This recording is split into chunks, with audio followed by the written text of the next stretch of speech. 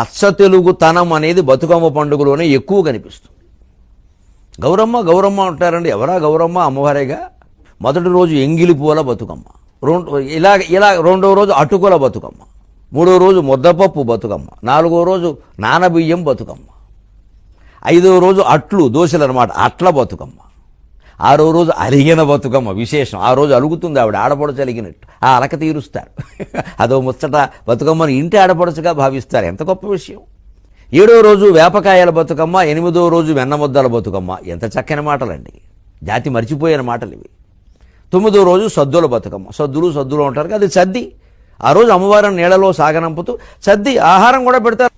బతుకమ్మ పండుగ ప్రజల్లోంచి పుట్టింది, జానపదుల్లోంచి పుట్టింది, పల్లెటూరి ప్రజల్లోంచి పుట్టింది, నిమ్మన వర్గాల్లోంచి పుట్టింది, పేదవాళ్లలోంచి పుట్టింది, బహుజనుల్లోంచి పుట్టింది. చాలా కష్టాలు పడుతున్న వాళ్ళు, ఇబ్బందులు పడుతున్న వాళ్ళు ఆ పాట రూపంలో